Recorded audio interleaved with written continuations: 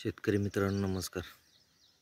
आज आपण बघायला आलेलो आहे कोथिंबीरीचा प्लॉट आहे.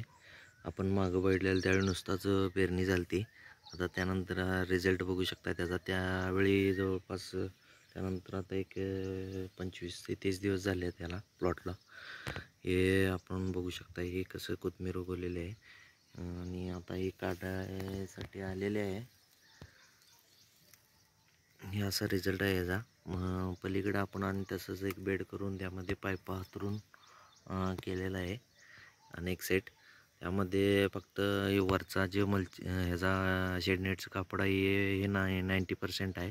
त्यामध्ये आपण जरा कोथिंबीरची जाडी होत नसल्यामुळे आपण ते 50% शेडनेट कापड वापरलं आहे आणि त्यामध्ये सेम प्रोसेस फॉलो केली आहे. पाईप हातरून बी पेरून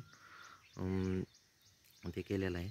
यामध्ये आणि यामध्ये फरक काय होतो ते पाण्यासाठी. यामध्ये जरा प्रॉब्लेम हे आला होता की कोथिंबीरीची जी काडी आहे ती म्हणजे जाडी येत नव्हती पाहिजे तशी. त्यासाठी मग उन्हाचं प्रमाण वाढवण्यासाठी आपण तो निर्णय घेतला. त्यामध्ये काय केले तर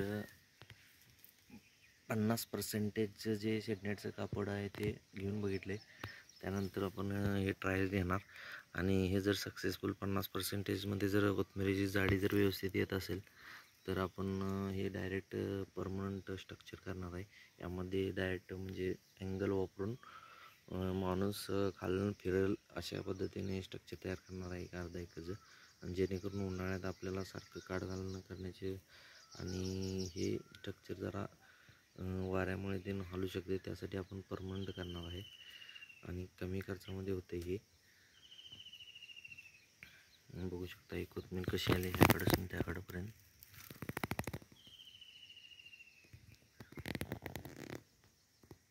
एक नंबर रिझल्ट आहे. यामध्ये आपण औषधं पाहिजे असेल तर ड्रिपनं डायरेक्ट सोडू शकतो आणि जे काही तण वगैरे काढू शकते लहान असतानाच. हे आता भाजी बोले त्यामध्ये काढलेलं नाही आणि आता हे काढायला त्याकडून चालू करणार आहे आपण.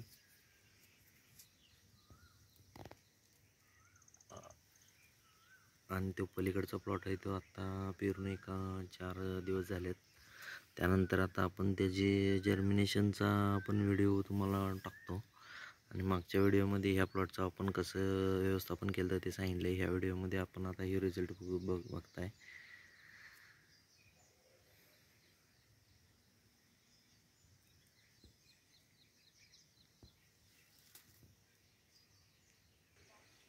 हे असं पलीकडचं स्ट्रक्चर तयार केलं आहे. सेम स्ट्रक्चर आहे, तेवढंच शेडनेटचं कापड वापरले. फक्त त्यामध्ये पर्सेंटेजमध्ये चेंज आहे. हे 90% आहे ते 50% आहे. आणि जे काय औषध लागतील ते आपण ड्रिपमधून सोडायचं आणि फवारणीची त्याने काय गरज पडत नाही याला. आणि हे बघू शकता कोथिंबीरचा तुम्ही रिझल्ट. आता त्या प्लॉटमध्ये कसा आपल्याला रिझल्ट मिळते ते नेक्स्ट व्हिडिओमध्ये तुम्हाला मी टाकेन. त्या दोन्हीच्या ह्याच्यातून कोणतं चांगलं होते त्या पद्धतीने आपण पुढच्या वेळी परमनंट स्ट्रक्चर करणार.